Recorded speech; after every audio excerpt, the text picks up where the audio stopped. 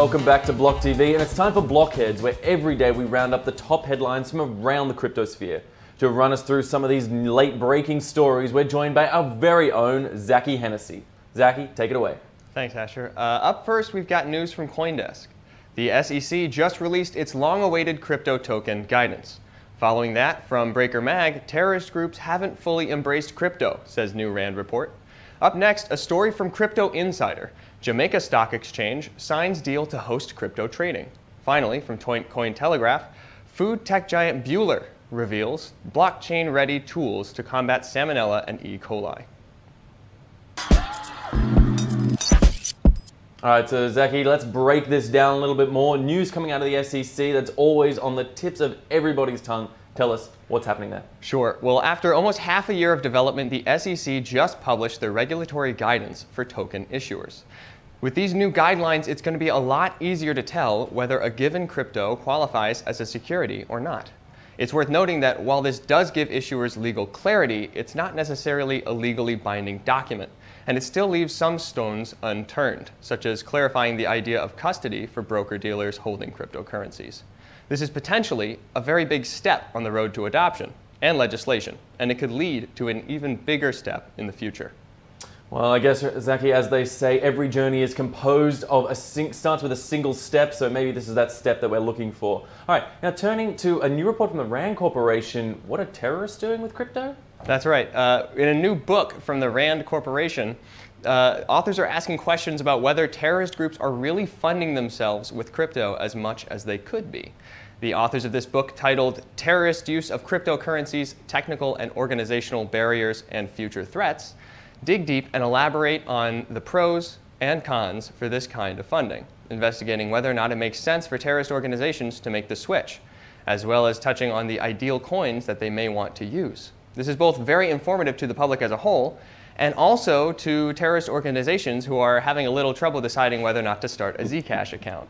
That's not to say that the authors are publishing this information with bad intentions. This particular book came out of the RAND National Security Research Division, which does work for multiple U.S. defense agencies. So I reckon we don't need to call their loyalty into question just yet.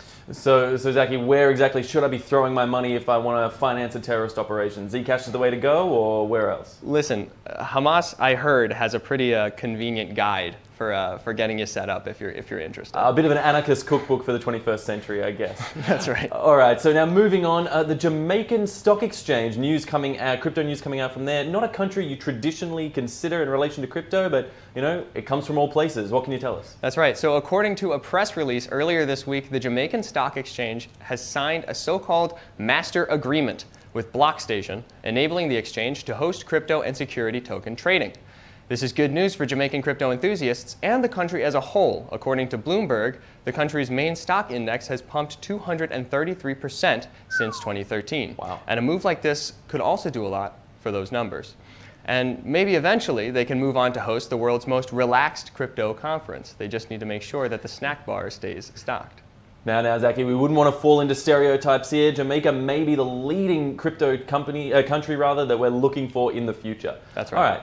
Now, moving on, of course, we're not just talking about crypto here, we're talking about all the potentials of blockchain technology. So tell us, what's the latest coming out of Switzerland? So this is pretty cool. Swiss food tech company Bueller has created two new blockchain-ready food safety products.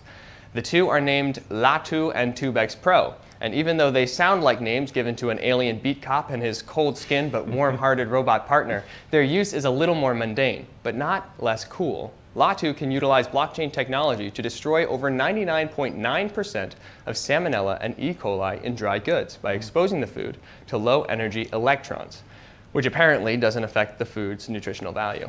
Good to know. Tubex Pro, meanwhile, is a scale system that uses blockchain to self-optimize and produce a constant flow of production data. If you want my take, if they can manage to get the worms out of the open container rice I buy from the nature store, I'll declare these a mission success. Well, Zachy, it seems like perhaps it could be entering into our food, and perhaps this, again, could be the food of the future. Laser food! I'm happy to give it a taste. All right, our very own Zachy Hennessy breaking down those top headlines for us. Thanks so much, Zachy. And remember to stay with Block TV. You continue to follow us online, Twitter, Facebook, Instagram, or check us out on our website at blocktv.com. I'm Asher Westrop Evans. Thanks for watching.